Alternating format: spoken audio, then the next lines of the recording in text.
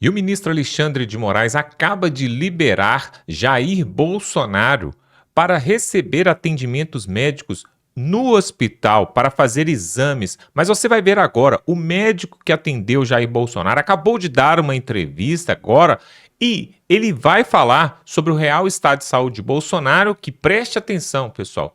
Essa queda que provocou um traumatismo craniano pode estar deixando sequelas, inclusive ele está com a parte do rosto com problemas, e será que da agora para frente Jair Bolsonaro não poderá mais se recuperar do seu estado de saúde? Veja agora como está aí o estado de saúde, o médico vai falar e em seguida, olha só o que temos para trazer, pessoal, uma novidade vinda do Supremo e que vai afetar todos os brasileiros.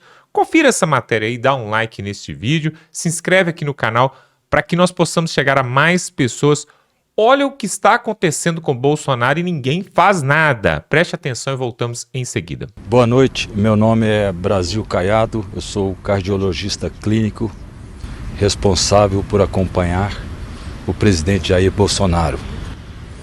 Hoje pela manhã, por volta de 10h30, eu fui chamado em caráter de urgência para verificar um episódio que havia ocorrido com o presidente Bolsonaro. Fui chamado pela dona Michele, que estava em visita, para verificar um evento que tinha acontecido com o presidente, uma queda noturna, que foi detectada pelo pessoal da superintendência por volta das 8 horas, mas uma suspeita de queda por volta das 5 horas da manhã.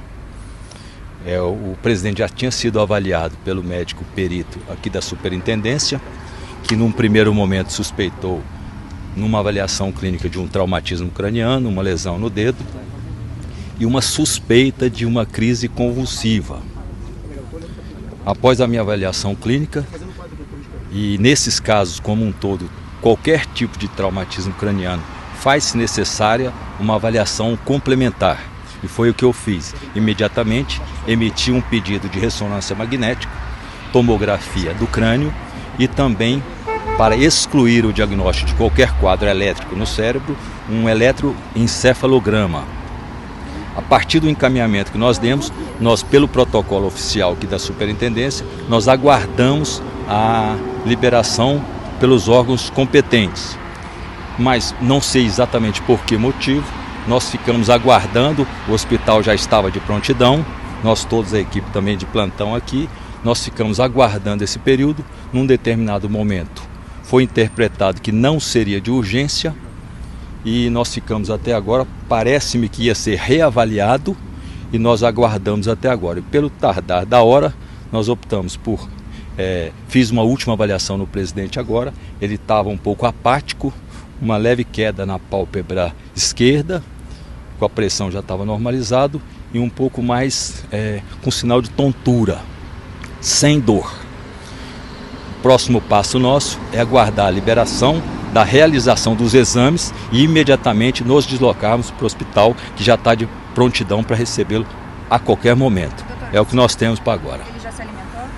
Estava em jejum desde as 7 da manhã, porque o exame de ressonância magnética, nós precisamos de um jejum para evitar qualquer tipo de broncoaspiração, porque naquele tubo fica muito difícil a movimentação, e ele já fez episódios anteriores de broncoaspiração e pneumonia, então por segurança nós o deixamos em jejum, não sabíamos a hora e só foi liberada nesse momento a alimentação.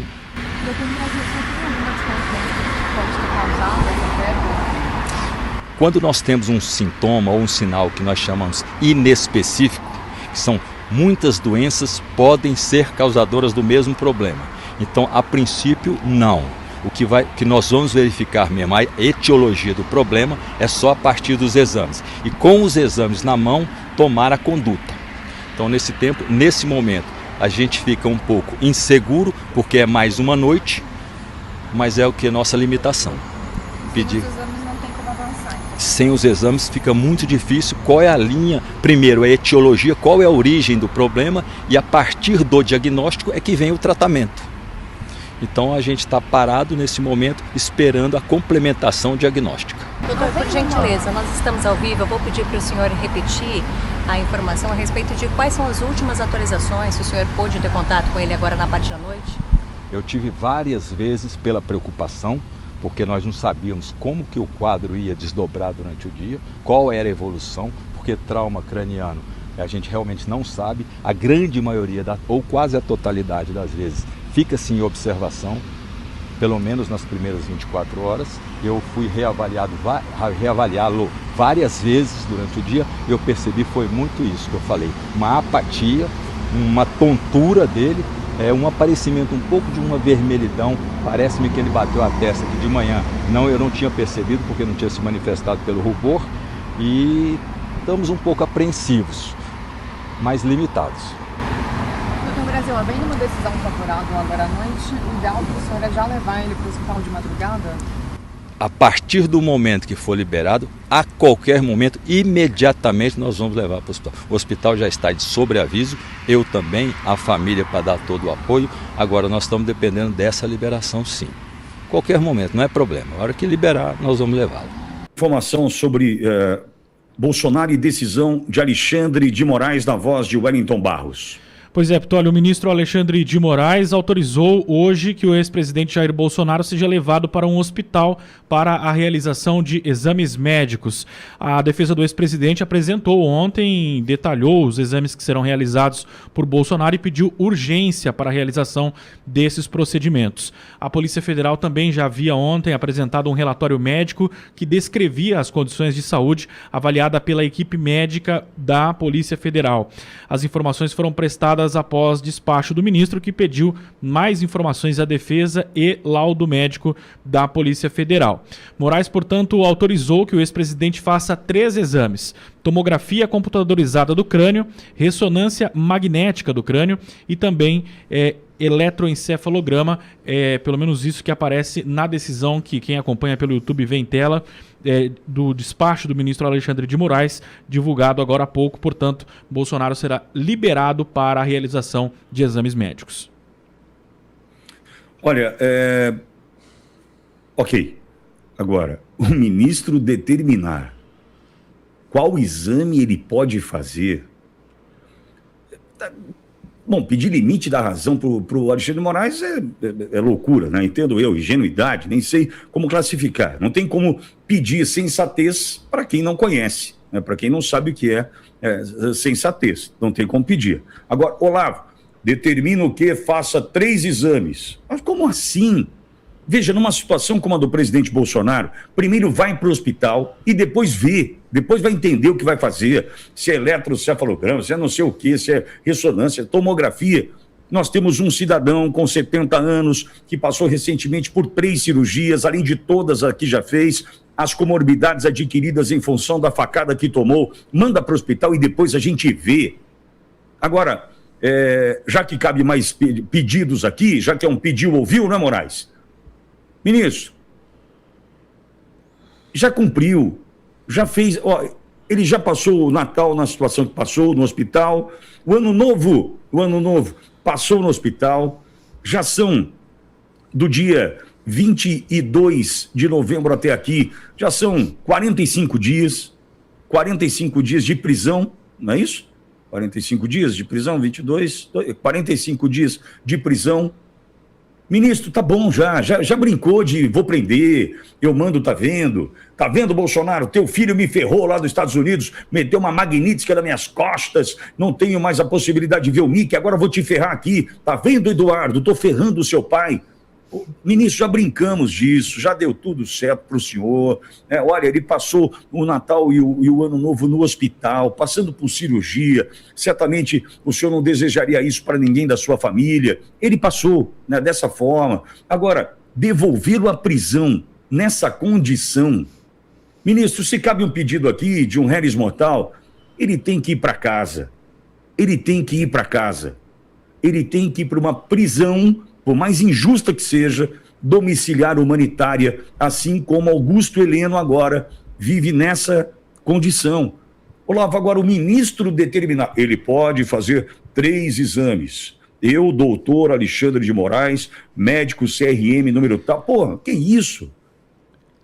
Bom, pedir sensatez e limite da razão aí é ingenuidade minha, Olavo. Amigo Pitoli, no primeiro momento você nossa, na condição de recebedores dessa notícia, pensamos, primeira reação, né? Parabéns, Alexandre de Moraes. Não, parabéns não. A justiça tem um elemento. Um dos elementos da justiça é o tempo, o timing. Quando a resposta da justiça precisa ser prestada. E o tempo é um elemento. A justiça fora do tempo não é justiça.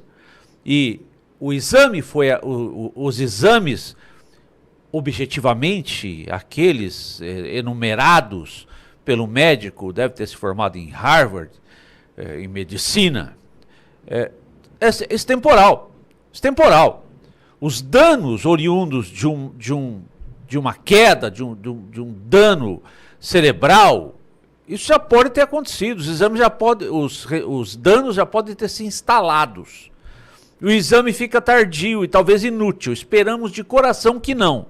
Mas isso que aconteceu não foi justiça. Não foi justiça porque foi tardia. Não se espera. Saúde não se espera. É igual fome. Pistola sempre enfatiza isso, né? A fome não pode esperar. A saúde também não. Em especial do caso do Bolsonaro, um idoso com histórico de saúde dificílima, cheio de, com várias comorbidades. Tardia. Agora, enumerar, esse exame. E se o médico que vai laudar, que escreverá o laudo, disser e recomendar, olha, talvez seja necessário mais um exame. Não pode porque o médico Alexandre de Moraes, contém sarcasmo e aspas na expressão médico, enumerou só aqueles e pontualmente aqueles. Olha, tá longe, mas está léguas, quilômetros de ser justiça. Elencar, não, só pode fazer tomografia, só pode fazer ressonância e um eletro. Só pode fazer isso. Ele está limitando a ação do médico, ele está limitando a possibilidade, né, de ampliar as opções, não só dos exames, mas para tentar chegar ao diagnóstico de fato. Depois do que trouxe o doutor Brasil Caiado, cardiologista do presidente Bolsonaro, de que há uma pálpebra esquerda, né, uma pálpebra fechada, caída, que tem sonolência, uma fala pastosa, enfim, diante de tudo que foi colocado, num diagnóstico difícil de fazer sem o apoio amparado em exames, vem o ministro e fala, não, só pode fazer 3 exames.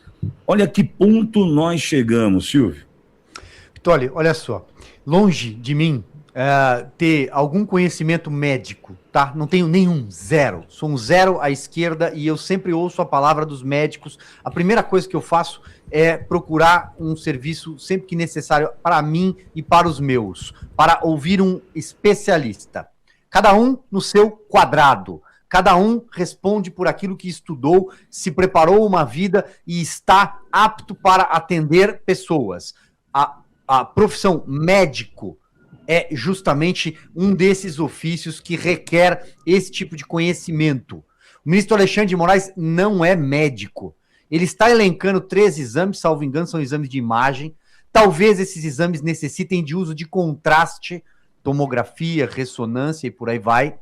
Talvez para utilizar contraste seja necessário um teste, um exame adicional de coleta. Por exemplo, sanguíneo, em relação ao presidente Jair Bolsonaro. Será que não é o caso, por exemplo, e ele está, neste momento, assistido pelo doutor Brasil Caiado, outros médicos também, Birolini, que o acompanham, uma equipe, os médicos do hospital DF-Star. Será que esses médicos não são as pessoas gabaritadas para dizer, por exemplo, vamos averiguar questões de sangramento, questões de trombose? Eu não sei exatamente os nomes, mas acho que existe tempo de tromboplastina e por aí vai. Exames de coagulação. Será que não é o caso de entender, de fazer um exame, um hemograma? Será que ele vai ter que solicitar um novo pedido ao juiz de execução penal que desempenha esse papel nessa hora, Alexandre de Moraes? Para pedir um hemograma completo, por exemplo? Para pedir um exame que acompanhe um outro exame de imagem, mas seja necessário previamente? Não sou médico. Estou fazendo perguntas como um jornalista faria. Agora, o ministro Alexandre de Moraes vai determinar quais exames o presidente Bolsonaro, um paciente, precisa ser submetido? Ele tem conhecimento técnico para isso? Ou ele está brincando de novo? Ou ele está brincando com a saúde de uma pessoa? Ou ele está arriscando a vida de uma pessoa porque é um desafeto particular? Eu acho que é nessa hora que uma mão amiga, se ele tiver, seja a mão de quem for, poderia ser colocada no ombro, dentro da casa dele, no Supremo Tribunal Federal, os amigos do clube, os amigos de viagem. Põe a mão no ombro e fala: chega, Alexandre, chega. Agora é uma questão humanitária. Amanhã você faz política. A gente está aguardando agora o resultado dos exames autorizados pelo doutor Alexandre de Moraes. É um absurdo que nós estamos vendo e vivendo no Brasil. Falei há pouco com o Marcon, aqui, Marcon hoje no chat não recebeu aquele carinho habitual da audiência, mesmo porque a gente espera mais do parlamento. Por mais que a gente entenda que existe um limite de atuação, a gente espera mais, né? Por que eu digo isso? Porque a gente está vendo o presidente Bolsonaro nessa situação, a gente está vendo, por exemplo, agora a condição de Felipe Martins, transferido sem os advogados serem informados da transferência. A gente está vendo, amanhã é dia 8, amanhã Lula já convoca a manifestação para o 8 de janeiro, porque é uma data que não pode ser esquecida. O Supremo Tribunal Federal deve fazer uma mesa redonda com jornalistas. Que jornalistas são estes? Aqueles que descobriram quem era Débora do Batom para entregá-la para a justiça, né? Quem são estes? Um vídeo lembrando do 8 de janeiro, ou seja, diante de tudo que a gente está vivendo e vivendo, na entrada de um ano decisivo para o Brasil, decisivo para a nossa sobrevivência, não só politicamente falando, não, porque se esse cenário que a gente tem hoje no Brasil, se isso perdurar, se isso avançar ao longo dos próximos 4 anos, o que restará do Brasil? O que sobrará para nós? Então a gente tem uma esperança sobre estes que ali estão em Brasília, só que a gente vai vendo que essa esperança, às vezes, ela é desabastecida em função de posicionamentos como, não tem o que fazer, já fizemos tudo o que podíamos. Isso me incomoda um pouco. Pois é, realmente é o absurdo dos absurdos, né? Na verdade, pessoal, como muitos jornalistas, comentaristas já têm falado, e você já tem ouvido isso aí, parece que o Alexandre de Moraes está forçando a barra porque sabe que o estado de saúde de Bolsonaro é delicado, requer ali cuidados especiais, para que de repente, será que é isso mesmo? Não entra na minha cabeça. Será que ele quer que aconteça a mesma coisa que aconteceu com o Clezão? Será que até que ponto que vai a maldade de uma pessoa? Tudo em prol da política, do poder pelo poder. Aliás, né, como diz ali o Gilmar Mendes, né, ministro do Supremo Tribunal Federal, ele falou que ele deu essa declaração, entrevista, todo mundo assistiu. Ele falou assim que o sistema do PT com o Lula, com a Dilma, que não é um sistema de democracia, é uma cleptocracia. Né? O que é a cleptocracia? É o poder pelo poder, apenas para poder surrupiar o dinheiro do povo e gastar os seus belos prazeres, né? Será que seria então um plano de extirpar de vez Jair Bolsonaro, né? De ter qualquer chance de voltar à política? Porque numa dessas aqui, pessoal, ele pode ficar com uma paralisia aí facial, paralisia até mesmo em algum outro membro, em algum dos seus sentidos, e isso vai prejudicar para o resto da vida, né? Se é que ele ainda vai ter vida após essa ditadura do judiciário para cima dele. E a pergunta que fica é o seguinte, pessoal: a quem nós vamos recorrer nesse país? Né? Porque neste ano, que é o ano de eleição, nós estamos vendo aí vários cenários acontecendo aí, os Estados Unidos invadindo ali a Venezuela, prendendo Maduro, outras coisas acontecendo lá do outro lado do mundo, com Rússia, com Ucrânia e tal, Israel. Agora, aqui dentro do Brasil, nós já vivemos a ditadura do judiciário e olha o que acontece com Jair Bolsonaro.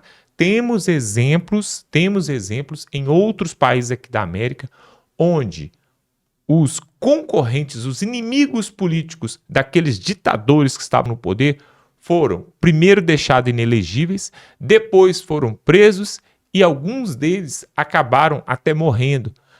E isso é a coisa mais comum que acontece num sistema ditatorial. Então, o que mais me deixa, assim, mesmo que eu acho um absurdo, é que o povo brasileiro foi enganado à luz do dia, foi passado a perna. E foi aos poucos, não foi de uma vez só, pessoal. Se a gente fizer aqui aquilo que a Globo faz, né, a retrospectiva, né, no último dia do ano a Globo faz ali a retrospectiva. Talvez seja o único programa que vale a pena assistir na Globo, né? Depois do futebol, o único problema que vale a pena assistir. Olha só, se você fizer uma retrospectiva para chegar nesse estado que estamos hoje, onde o Brasil quebrado, com o Lula prestes a se reeleger e Jair Bolsonaro preso com problemas de saúde, minguando ali na cadeia, isso não foi de uma vez só. Começou lá atrás. Se vocês não se recordam, quem começou lá em 2019 o processo, o inquérito das fake news foi o Dias Toffoli. Na verdade, ele era ali presidente do Supremo Tribunal. Esse processo, o inquérito das fake news, foi aquilo que desencadeou tudo isso que nós estamos vivendo. Por quê? O Dias Toffoli começou esse processo, depois o Alexandre de Moraes tomou para si o processo, o inquérito das fake news. E esse inquérito, que era para durar 6 meses, já dura mais de 6 anos.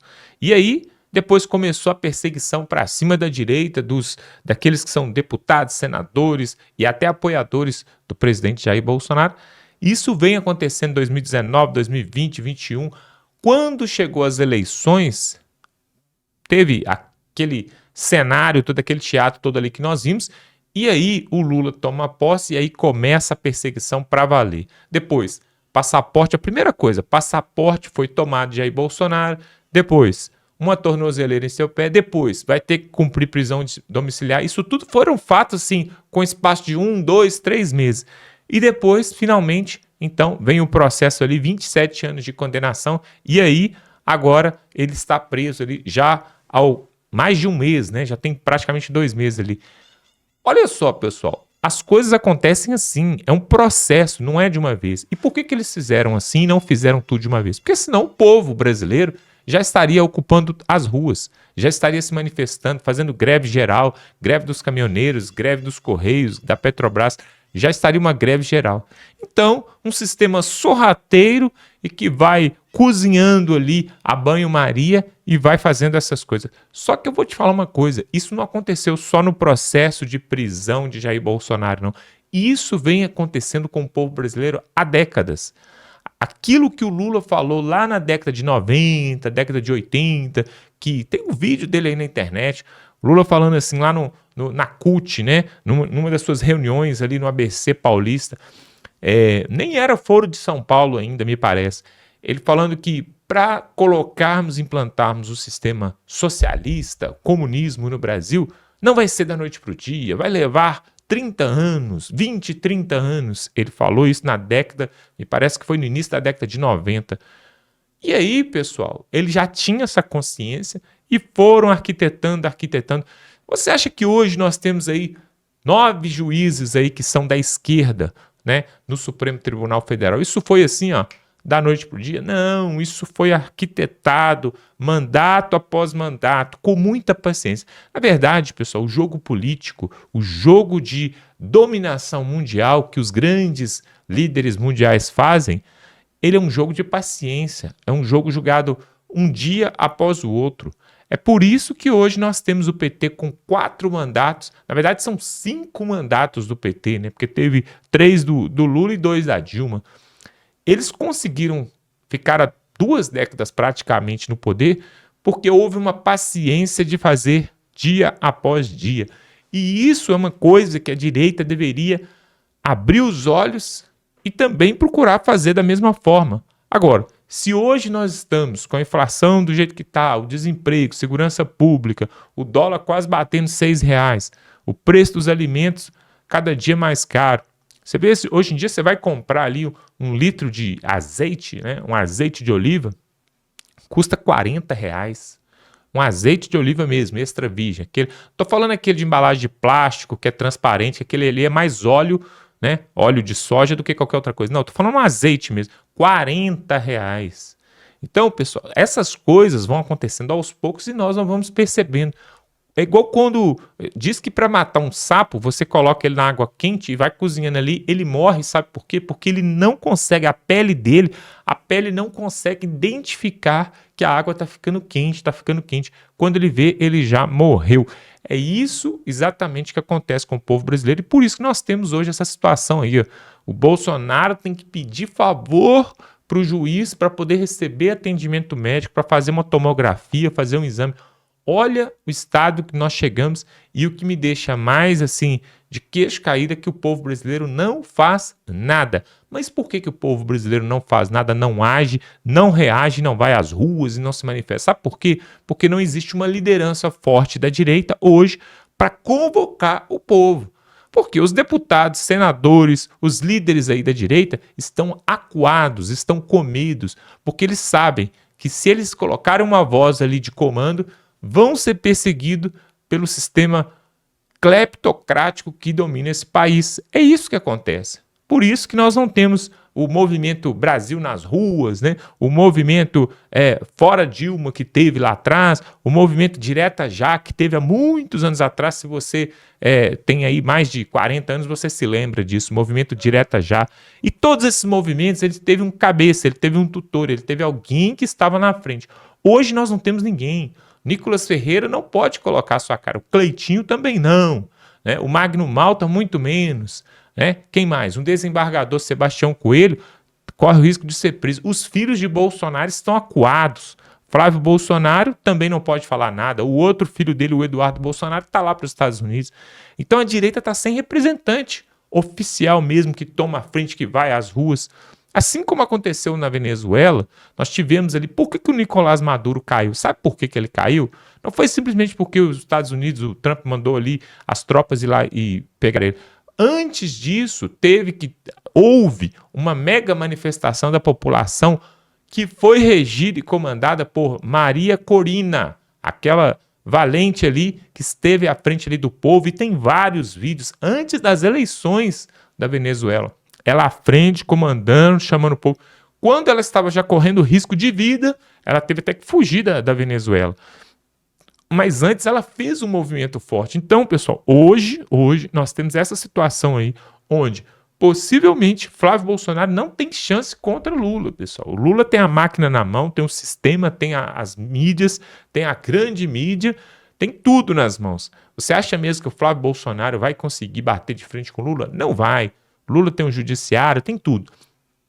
O que acontece? A culpa disso, na verdade, é desses políticos que muitas vezes são frouxos, covardes e querem defender o seu mandato. Ainda mais esse ano, que é ano de eleição para alguns e reeleição para outros.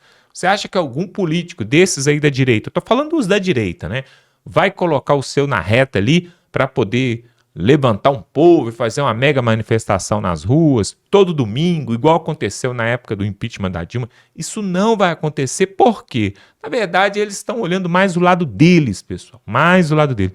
Até a greve dos caminhoneiros, aquela grande paralisação que houve em 2018, em maio de 2018, quando o presidente era o Temer, até a greve dos caminhoneiros teve líderes, sim, políticos que estavam à frente. Inclusive, outros que se tornaram deputados, como Zé Trovão, como, por exemplo, Janones, né, que era advogado e se meteu ali no meio do movimento, e outros mais que pegaram carona no movimento, mas colocaram a cara a tapa. Só que em 2018 nós não tínhamos o cenário que tem hoje, onde se você levanta a bandeira do Brasil, já vem a Polícia Federal, já vem o BOP, já vem todo mundo para poder te prender. Não pode levantar uma bandeira dessa aqui, ó, a bandeira verde e amarelo, que você já é perseguido. Mas aqui no canal você não vai ser perseguido, então você pode se inscrever, é só você clicar aqui embaixo, aqui, ó. Se inscreva, pessoal, porque nós ainda podemos falar aqui no YouTube. Então, se você quer ficar bem informado, clica aqui, ó, se inscreve, você vai ser beneficiado com essas notícias que nós temos para trazer aqui. Dá um like neste vídeo e estamos juntos.